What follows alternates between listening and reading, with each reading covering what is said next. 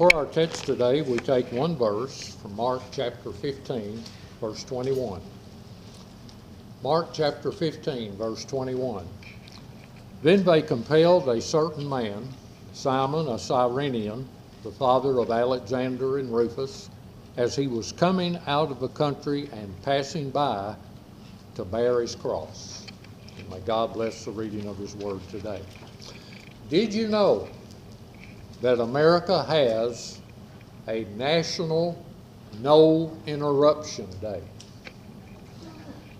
Did you know that? I mean, we have a day for everything else. We do. We have a National No Interruption Day. Mark your calendars. It's on December the 27th. December the 27th. And according to their website, we are all encouraged on that day to turn off all means of communication. Phones, computers, TVs, radios, everything. Also, their website recommends on that day that we lock our doors, put a do not disturb sign on the door, and then don't answer the door when someone knocks on it anyway. Now, that's a wonderful thought, isn't it? That's a great ideal, but lots of luck. Lots of luck in making that happen. Good luck on going a single day without a single interruption. Because the cold, hard fact of life is this: life is full of interruptions. Every single day. And folks, it's been that way since the beginning of time. Go back to the Garden of Eden, and I seem to recall that Adam and Eve were definitely interrupted in the Garden of Eden. So it's always been with us. Now, when it comes to interruptions, we really don't like them much, do we? We don't care for them. We don't like them. They upset our plans, they upset our stomachs, and they upset our nerves. And when it comes to interruptions, some are bad and harmful, and some are good and helpful. And then some don't really matter at all. But there's one thing else about interruptions. Some of them come from man, and some of them come from him. Some of our interruptions come from God, and that's what we're going to talk about today. We're going to look at one of his divine interruptions and see how it turned out. First, we want to look at the identity of the man that God interrupted. Mark tells us his name and where he was from. His name is Simon, and he was from Cyrene. Cyrene was over on the coast of North Africa. This city had a very large population of Jewish people living there. And because Simon was a Jew, this brings us to our second point, the intention of the man that God interrupted. Being a Jew, he had made this long trip to Jerusalem to fulfill the lifelong dream of every Jew, which was to observe the Passover feast in the city of Zion, in God's holy city of Jerusalem. So, Simon was there that day in the city to worship, to observe the Passover. But now we come to the interruption. Simon is all dressed up in his finest clothes. He's headed for the temple. He's in good spirits. He's on cloud nine. He is about to realize his lifelong dream. And as he makes his way through those crowded streets, he notices a commotion over here. He sees a strange sight. He sees a squad of Roman soldiers surrounding one man. Now, this man is in terrible shape. This man is covered with blood from his head to his feet. This man has been beaten so badly that his insides are practically showing, about to fall out through his battered skin. And this man has strapped across his shoulders a huge, heavy crossbeam. And this man has become so weak from his beating and loss of blood that he can't go on with his heavy load. Now Simon, shaking his head and turning away, he picks up his pace in order to get away. He doesn't want to get involved in any of this. And as he passes on by, all of a sudden, he feels it.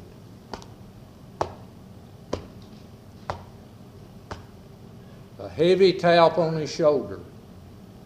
And that tap came from the heavy, hairy hand of a Roman soldier. And as Mark tells us, they compelled Simon to help Jesus bear his cross. They didn't ask him to help. They didn't invite or request him to help. They didn't hint or suggest that he help. They made him do it. He had no choice, no say, and no vote in the matter. Now, do you think this made Simon happy to have to do this? Of course not. He didn't travel all this way to carry a cross for a man he didn't even know and had never met. And besides, for him to carry this cross meant he was going to get hot and sweaty. He was going to get dirt and blood on his clothes, and he would be late for the Passover feast. This was not at all what Simon had planned for his day. This was definitely an interruption for him, one he did not like at all. Now, so far, this seems like a human interruption, doesn't it? An interruption caused by these Roman soldiers. It would seem so far that God didn't have anything to do with this. But as we are about to see, this was a divine interruption. And we see this from the impact of this interruption.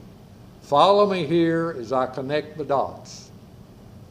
Over in Romans chapter 16, as Paul closes his letter to the Christians in Rome, in verse 13 he writes, "Greet Rufus, chosen in the Lord, and his mother."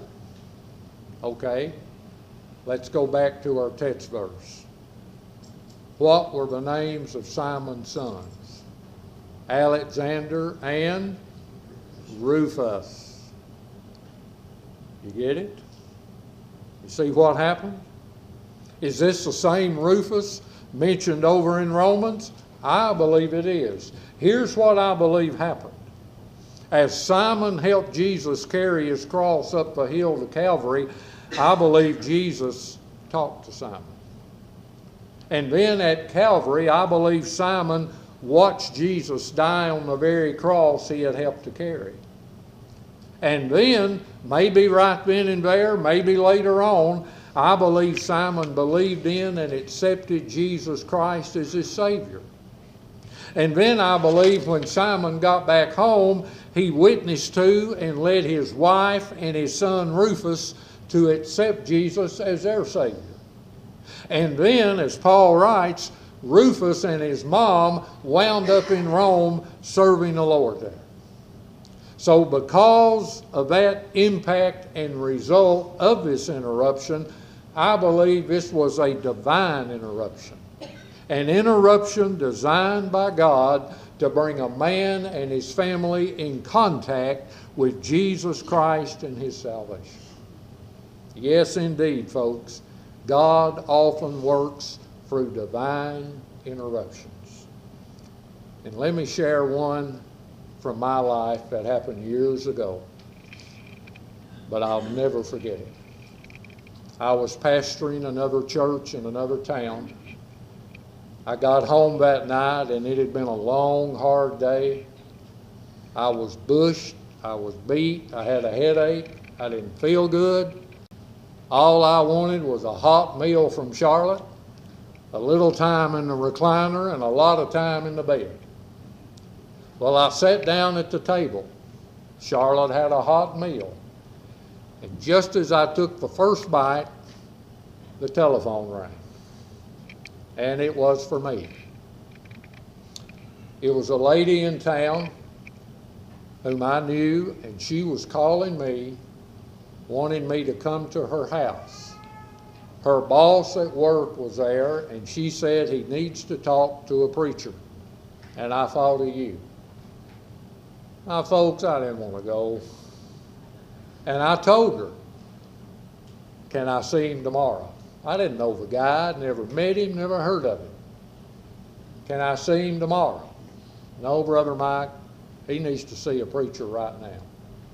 I didn't want to go, I didn't want to go. I wanted to eat supper and hit the sack. I didn't want to go, but I went. And as I'm driving there, I'm not in a good mood. I'm not a happy camper. And I make up my mind, I'm going to go in, I'm going to talk to this dude for 10, 15 minutes top, and then I'm out of there. Well, I got there. And I didn't stay 15 minutes. I stayed there half a night. That guy was that close to taking his life. He's sitting there on the couch with a gun in his lap. Now, I'm not taking any credit at all for talking him out of it. Don't get me wrong. But I spent half the night with the guy. And the rest of the story is, he did not take his life that night or any other night. And from that night, he and I developed a friendship. And eventually, he and his family started coming to church. And eventually,